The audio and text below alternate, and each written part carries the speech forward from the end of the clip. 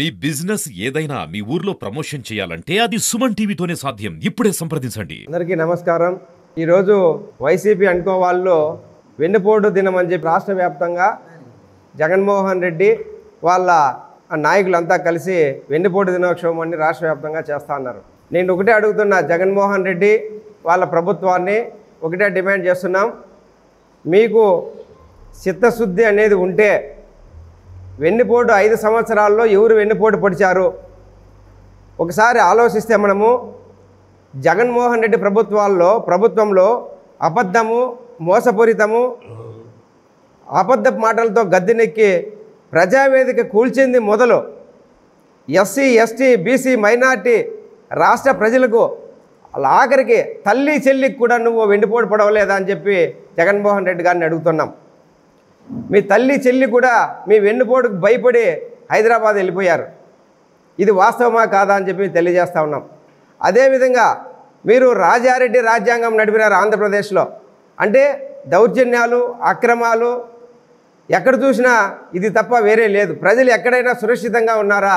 కాబట్టి మీకు ఈ వెన్నుపోటు దినమని చెప్పుకోవడానికి కూడా సిగ్గుండాలని చెప్పి నేను తెలియజేస్తూ ఉన్నా.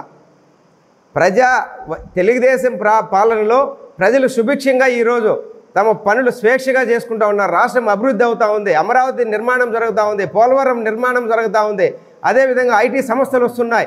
ఈ విధంగా రాష్ట్రం అభివృద్ధి చెందుతూ ఉంటే మీరు వెన్నుపోటు అని చెప్పి మీరు మాట్లాడడానికి సిగ్గుండాలి. ఈరోజు జూన్ 4వ తేదీ రాష్ట్ర ప్రజలు మాకు ఈ వైసీపీ పాలన వద్దు, ఈ దురదృష్ట పాలన వద్దు, మాకు సుభిక్ష పాలన కావాలి, చంద్రబాబు నాయుడు ముఖ్యమంత్రి కావాలి అని చెప్పి ఈరోజు ఈ రాష్ట్రంలో ప్రతి ఒక్కరు కూడా పూజలు చేసుకుంటూ ఉన్నారు సంవత్సరమైన సందర్భంగా. కానీ నువ్వు వెన్నుపోటు అని చెప్పి ప్రజల మధ్యకి తిరుగుతున్నావు. నీ యొక్క ఉనికిని కాపాడుకోవడానికి నువ్వు ఈరోజు ఇలాంటి పిచ్చి పిచ్చి చేష్టలు చేస్తున్నావని చెప్పి జగన్మోహన్ రెడ్డి గారిని హెచ్చరిస్తున్నాం. వైసీపీ పార్టీ నాయకులు జగన్మోహన్ రెడ్డి ప్రభుత్వానికి వెన్నుపోటు అనే కార్యక్రమాన్ని వెన్నుపోటు చేసిందనే కార్యక్రమాన్ని పొద్దుంతా జరిపినారు. ఇక్కడ రాష్ట్రమంతా కూడా చెప్పినట్టున్నారు. కానీ వెన్నుపోటు పొడిచినటువంటి మీరే ఇది కాదని ప్రభుత్వం మీద అపవాదం వేయడం అనేది ఎంతవరకు సమంజసమో మీరే ఆలోచించుకోవాల్సిన అవసరం ఉంది. వెన్నుపోటు అనే దానికంటే ఇప్పుడు గొడ్డలిపోటు ఎవరు చేసినారో అది చెప్పాలి కదా. అది వెన్నుపోటు అది ఎట్లా ఏ విధంగా ఉంది?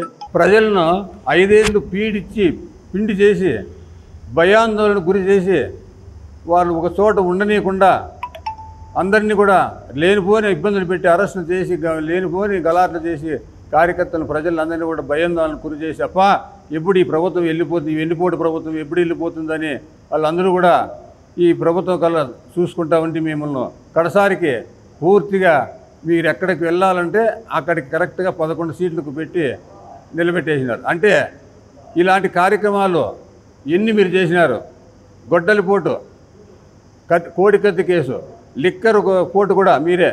అంటే ఏమి చెప్పినారు మీరు? వాస్తవంగా చెప్పండి. మీరు ఆ రోజు చెప్పిన మాట ఎలక్షన్కు ముందు మీరు ఒకటే హామీ ఇచ్చినారు, మద్యపాన నిషేధం అని చెప్పినారు. ఎక్కడ చేసినారు మీరు? ఏ ఊర్లో మద్యపాన నిషేధం చేసినారు? ఏ ఊర్లో మద్యం లేకుండా చేసినారు? రాష్ట్రం అంతా ఏర్లై పారిచ్చేసి ప్రజలను అనవసరంగా కొంత వేల మందిని చంపేస్తారు. అనవసరమైన అది ఆ ముందు తెచ్చి గబ్బు ముందును తెచ్చి పెట్టి లేనిపోని చేసి వాళ్ళను ప్రజలు నానా హింసలు పెట్టే అది ఒక వెన్నుపోటు. అది వెన్నుపోటు కదా? అవి వెన్నుపోటు. ఈ ప్రభుత్వం చేసింది ఏమీ లేదు. సాఫీగా సంవత్సరం అంతా ప్రజలు ఎంతో సంతోషంగా ముందుకు వెళ్తున్నటువంటి ఈ ప్రభుత్వాన్ని నువ్వు వెన్నుపోటు పొడిచినావని దానికి నువ్వు చెప్పుకునే దానికి నీకు ఎక్కడ కూడా అర్హతే లేదు. అలాంటి కార్యక్రమాలే కాదు, ఎన్నో నువ్వు చేసినట్టు 1, 2 కాదు. ఒకసారి చెప్పుకుంటే ఈ రోజంతా పడుతుంది నీ వెన్నుపోట్లు ఎత్తుకుంటానే. నీ ప్రభుత్వానికి నువ్వు ప్రమాణ స్వీకారం చేసిన తరువాత ప్రజలకు ఏదైనా మంచి దాంట్లో సంతకం పెట్టి మంచి కార్యక్రమం చేసేది ఆనవాయితీ. కానీ నీ ఆనవాయితీ ఏంటంటే ఒక ప్రజావేదిక అనేటువంటి ఒక కార్యాలయాన్ని ధ్వంసం చేసినటువంటి వెన్నుపోటు పొడిచినటువంటి నాయకుడు నువ్వు. ఆయన ఏమి తప్పు చేయకనే నువ్వు 53 రోజులు జైల్లో పెట్టినావు. అది అట్లా మేము అట్లా చేయడం మా నాయకుడు. ఆయన ఏం తప్పులేదు, తేలిపోయింది ఇప్పటికే. కానీ మీరేం చేసినారో దగ్గరలోనే అతి తొందరలో తెలుస్తుంది. ఎవరు వెన్నుపోటు పొడిచినారు ప్రజలకు, ఎవరు మీకు వెన్నుపోటు పొడిచినారు అనేది తేలిపోతుంది. కాబట్టి ఇదన్నీ కూడా గమనించి ప్రజలందరూ కూడా ఇది గమనించాల్సిన అవసరం ఎంతో ఉంది. వాళ్ళు చేసిన అరాచకాలు మళ్ళీ కూడా చేస్తారేమో అది ఆలోచించుకోండి. వాళ్ళు ఎక్కడ కూడా దగ్గరికి కూడా రానివద్దండి. మన ప్రభుత్వం ఉంది కాబట్టి ఎప్పటికీ 30 ఏళ్ళు మన ప్రభుత్వం ఉంటుందని కూడా గ్యారెంటీ కూడా ఉంది. మీకు ఎవరైతే ప్రజలకు ఇబ్బంది లేదు కాబట్టి అందరికీ కూడా తెలియజేసేది ఏమంటే ప్రభుత్వాన్ని బలపరచండి. నాయకులు ఇక్కడ ఉన్నటువంటి జయచంద్ర రెడ్డి గారిని కూడా నాయకుని బలపరిచి ఆయన వెంట మనమంతా నడిచి ప్రభుత్వాన్ని ఇంకా ముందుకు తీసుకోవాల్సిన అవసరం ఎంతో ఉంది. కాబట్టి ఈ అవకాశం ఇచ్చినటువంటి పెద్దలకు, ఈ కార్యక్రమానికి ఇచ్చేసిన విలేకరులకు అందరికీ నా హృదయపూర్వక నమస్కారాలు తెలియజేస్తున్నాను. ఈరోజు తంబాలపల్లి నియోజకవర్గం మొలకల్చెరు మండలంలో ఈ ప్రెస్ మీట్ ఎందుకు ఏర్పాటు చేశారో అందరికీ తెలిసినటువంటి విషయమే.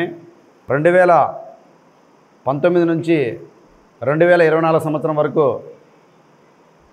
వైసీపీ నాయకులు ప్రజలకు వెన్నుపోటు పొడిచి ప్రజలను భయభ్రాంతులు చేసి రాష్ట్రమంతా కూడా అప్రజాస్వామికంగా ప్రశాంతంగా ప్రజలు లేకుండా భయభ్రాంతులు చేస్తూ పరిపాలన చేశారు. అదేవిధంగా సొంత చిన్నాన్నను కూడా పెంచిన చిన్నాన్నను కూడా కరుణ లేకుండా బాత్రూంలో కదిరి నుంచి గొడ్డలిని తీసుకొని పోయి చంపి గొడ్డలిపోటును కూడా గుండెపోటుగా చిత్రించిన ఘనత వైసీపీ వాళ్ళదే. అదేవిధంగా కోడికత్తి డ్రామాను కూడా ఆడిన ఘనత కూడా వైసీపీ వాళ్ళదే. గత 5 ఏళ్లలో 7-8 సార్లు విద్యుత్ ఛార్జీలను పెంచి ప్రజలకు వెన్నుపోటు పొడిచిన ఘనత కూడా వైసీపీదే.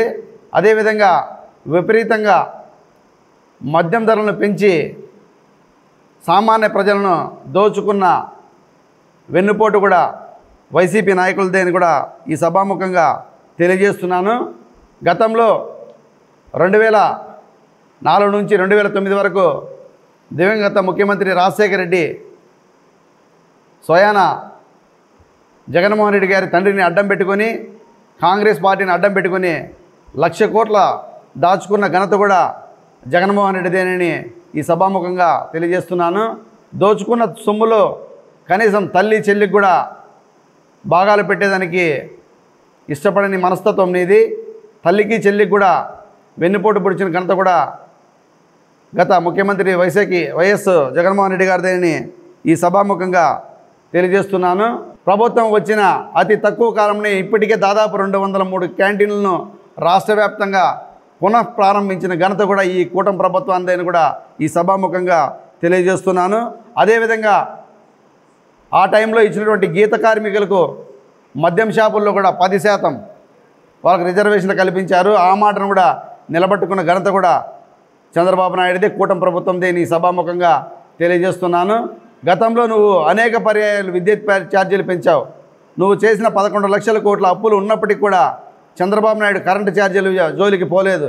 ప్రజలకు భారం పెట్టకూడదనే ఉద్దేశంతో కరెంటు ఛార్జీలను కూడా పెంచే ప్రయత్నం కూడా చేయలేదు. శాతనైతే తగ్గిస్తామని కూడా తెలియజేశారు. కాబట్టి ఇకనైనా నువ్వు చేసినటువంటి పొరపాట్లను ఆలోచించి తిరిగి ఆ ప్రయత్నాలు చేయొద్దని చెప్పి, రాష్ట్రాన్ని అధోగతి పాలు చేయడానికి నీ ప్రయత్నం చేయొద్దని చెప్పి, అభివృద్ధి పథంలో ముందుకు తీసుకొని పోతున్నటువంటి చంద్రబాబు నాయుడుకు నువ్వు కూడా సహకరించి అసెంబ్లీకి వెళ్ళి రాష్ట్ర సమస్యలను ఎత్తి చూపి రాష్ట్రాన్ని గాడిన పెట్టేదానికి మీరు కూడా సహకరించి రాష్ట్ర అభివృద్ధికి తోడ్పడతారని సభాముఖంగా కోరుకుంటున్నాను. కాబట్టి ఈరోజు మీరు చేస్తున్నది వెన్నుపోటు దినోత్సవం కంటే కూడా మీరు రాష్ట్ర వ్యాప్తంగా మీ చిన్నాన్న చంపిన రోజున గొడ్డలిపోటు దినోత్సవంగా చేస్తే బాగుంటుందని కోరుకుంటూ అందరికీ నమస్కారం తెలియజేసుకుంటూ సెలవు తీసుకుంటాం. పత్రికా మూలంగా తెలియజేయడం ఏమంటే, మా సోదరులందరూ మాట్లాడారు. నువ్వు ఎన్నుపోటు కార్యక్రమం దేనికోసం పెట్టావో, ఈరోజు నేనేం చెప్తున్నానంటే, మా మొలకల్చెరులో ఎన్నుపోటు కార్యక్రమం జనాలందరినీ పిలిపించారు. ఊరికొవరు వాడికొవరు వచ్చారు. నేను అట్లా బజార్లోకి పోతే అంతా రౌడీలే. మేము వాళ్ళు వెన్నుపోటు, వాళ్ళు ఏమార్తే వెన్నుపోటు నేను భయం ఎత్తుకొని అటు తిరిగి మేము టీడీపీ కార్యకర్తను వాళ్ళు చూసి నేను భయపడి వచ్చేసిన, ఏడపొడిస్తారేమని. అలాంటి వారు నేను పిలిపించి ఎన్నుపోటు కార్యక్రమానికి ఎంఆర్ఓ ఆఫీస్కి పోయినారు మీ పరిపాలకులు. జయచంద్ర రెడ్డి తంబాలపల్లి నియోజకవర్గంలో వచ్చి ఇట్లాంటి రౌడీ ముక్కలకు స్థానం ఇవ్వకుండా అలాంటి వారి గురించి ఎవరిని చెప్తే, మన నాయకుడు అలా చెప్పలేదు, మనం సామరస్యంగా పోదాము, మన గవర్నమెంట్ వచ్చింది, వాళ్ళ దగ్గరికి మనం వెళ్ళి ఆ దుర్మార్గుల దగ్గర ఇంతకుముందు చాలామంది మన వాళ్ళని కొట్టారు, తిట్టారు, జైలు పంపించారు. ఆ కార్యక్రమం పెట్టుకోకూడదు. చక్కని కార్యక్రమం చేస్తూ చక్కని ప్రభుత్వాన్ని పబ్లిసిటీ చేస్తూ ముందు పోదాము.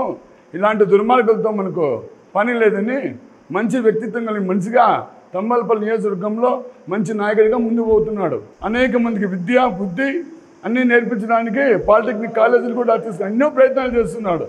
దీనికి బజారు మనుషులు పిలిపించేసి వాని మీద బురద తల్లి కోవట్టు అనుకుంటా కొంతమంది ఇలా ఆయనకు దుష్ప్రార్థన చేస్తున్నారు. ఆయన వాడిని ఎవరు ఏం చేయలేరు. వాడిని ఇక్కడ ఉంటాడు, మంచి నాయకత్వంలో ముందు సాగిపోతాడు.